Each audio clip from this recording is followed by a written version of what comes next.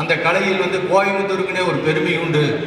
அதை அழகான ஒரு சீர்வரிசை எடுத்து அதை நடையாக நடந்து ஒவ்வொரு ஸ்டெப்புக்கும் அளவு கொடுக்கணும் அப்படின்னா கோவை மாவட்டத்திலே சிறந்து விளங்கக்கூடிய வீரர் நம்முடைய கோபால். நம்ம எல்லாருமே பார்த்துருப்போம், இந்த 5 விரல்களும் ஒரு மணிக்கட்டும் தான் சிலம்பாட்டத்துக்கு முக்கியது. அதை நம்ம தீபாவளி பண்டிகை அன்று நம்ம சங்கு சக்கரம் சுற்றுவதற்கு இணையாக சுற்றக்கூடிய ஒரு வீரர். அவர்கிட்ட நம்மளே இன்னும் நல்லா பல நாள் இன்னும் கற்றுக்கணும். அந்த அளவுக்கு திறமை மிக்க வீரர்.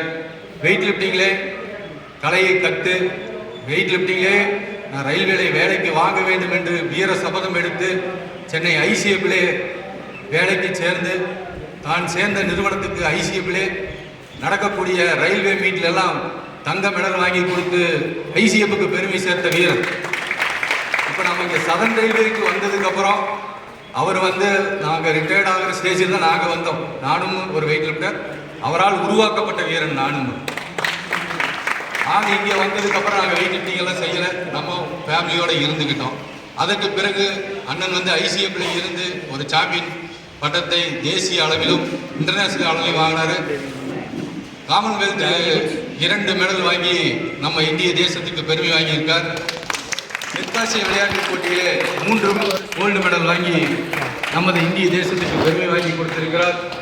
அப்போது இருந்த ஜனாதிபதி மரியாதைக்குரிய வெங்கட்ராமன் அவர்கள் இவருக்கு ஜனாதிபதி விருது கொடுத்து, அவர் அப்போது இருந்த பிஎம் சந்திரசேகர் அவர்கள் இவருக்கு 50,000 ரூபாய் கேஷ் அவார்டு, கிட்டத்தட்ட 35 வருடங்களுக்கு முன்னால் 50,000 ரூபாய் கேஷ் அவார்டு என்பது கிட்டத்தட்ட 5 கோடி ரூபாய்க்கு சமம்.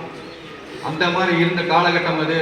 அதே போல நேராக சென்னைக்கு வரும்போது சென்னையிலே மிகவும் சிறப்பான ஒரு வரவேற்பு ஐசிஎஃப் தொழிலாளர்கள் மூலம் கொடுக்கப்பட்டு, அப்போது இருந்த மரியாதைக்குரிய டாக்டர் கலைஞர் தமிழக முதல்வர் அவர்கள் 50,000 ரூபாய் கேஷ் அவார்டு கொடுத்து அண்ணனை கௌரவித்த நாட்கள் இன்னும் எங்களுடைய மனதில் இருக்கிறது.